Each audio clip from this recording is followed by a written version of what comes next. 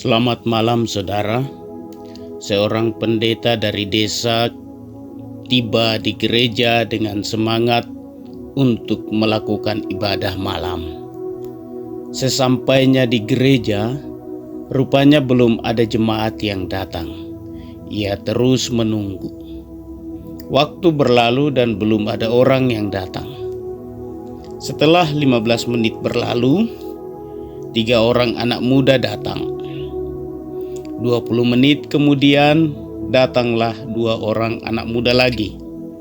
Akhirnya dengan 5 orang anak muda itu, pendeta memutuskan untuk memulai ibadah.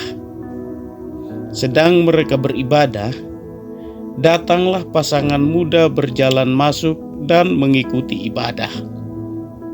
Ketika hendak membaca Alkitab, ada seorang pria yang sangat kotor dengan pakaian kumal datang sambil membawa tali di tangannya. Pendeta itu memimpin ibadah dengan rasa kecewa karena tidak banyak jemaat yang datang, dan ia berkhotbah menyampaikan kebenaran firman Tuhan. Dan ibadah pun selesai. Saat kembali ke rumah, pendeta itu dirampok dan dipukuli oleh 2 orang pencuri. Pencuri itu mengambil tasnya yang dibawa oleh pendeta itu. Pendeta itu pun pulang ke rumahnya dengan luka di beberapa bagian tubuhnya. Sesampainya di rumah, sambil istrinya mengobati luka-luka pendeta itu, berkatalah ia kepada istrinya bahwa hari ini adalah hari yang paling menyedihkan dalam hidupnya, hari yang paling gagal dalam pelayanannya, dan hari yang paling tidak membuahkan hasil dalam karirnya. Setelah 5 tahun kemudian, pendeta itu menyaksikan peristiwa itu di gereja. Setelah selesai menceritakan peristiwa itu, ada pasangan suami istri yang berdiri dan berkata bahwa pasangan yang datang itu adalah mereka. Saat itu mereka diambang perceraian karena masalah dan kesalahpahaman. Malam itu mereka memutuskan untuk pergi ke gereja dan meninggalkan cincin mereka. Setelah itu mereka akan bercerai. Ketika mereka mendengar khotbah pendeta malam itu, mereka tidak jadi bercerai dan keluarganya dipulihkan melalui khotbah itu. Setelah pasangan itu selesai bercerita, salah seorang pengusaha sukses di gereja itu berdiri dan berkata, "Pendeta, saya adalah pria kotor dan kumal yang masuk dengan tali di tangan. Saya berada di ambang kebangkrutan. Saya memakai narkoba. Istri dan anak-anak saya telah meninggalkan saya. Malam itu saya mencoba untuk bunuh diri. Hanya saja tali yang saya pakai itu putus. Ketika saya hendak membeli tali lain, saya melihat pintu gereja terbuka. Saya memutuskan untuk masuk dalam gereja.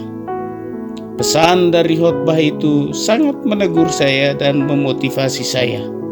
Dan saya memiliki semangat dan keberanian untuk bangkit kembali dari keterpurukan. Hari ini saya dipulihkan. Saya sudah bebas dari narkoba. Istri dan anak-anak saya sudah kembali ke rumah saya. Dan hari ini saya menjadi pengusaha yang sukses."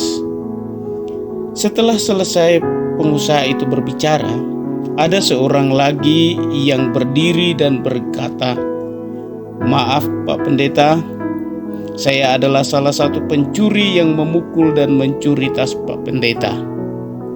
Teman saya yang seorang itu meninggal malam itu juga ketika kami melakukan perampokan yang kedua kali. Di dalam tas pendeta, saya menemukan ada Alkitab. Setiap pagi saya membaca Alkitab itu, lalu saya memutuskan untuk berdoa dan bertobat, serta saya bergabung menjadi anggota gereja ini." Pendeta itu terkejut dan menangis, karena malam itu yang menurut dia paling menyedihkan, paling gagal, dan paling tidak membuahkan hasil, ternyata sangat membuahkan hasil. Ada pasangan yang dipulihkan, ada pengusaha yang tidak jadi bunuh diri, dan ada perampok yang bertobat. Saudaraku, firman Tuhan berkata dalam Kolose pasal 3 ayat 23, apapun juga yang kamu perbuat, perbuatlah dengan segenap hatimu seperti untuk Tuhan dan bukan untuk manusia. Mari kita melakukan bagian kita. Apa yang menurut kita tidak berhasil, apa yang menurut kita buruk, apa yang menurut kita tidak membuahkan hasil, bisa saja berguna bagi orang lain. Mari kita lakukan bagian kita dan Tuhan melakukan bagiannya. Mari kita melangkah dengan pasti bahwa semua hal yang kita perbuat adalah untuk Tuhan. Saya Pendeta Vanisius Alexander Beli dalam Senandika Gembala GKO.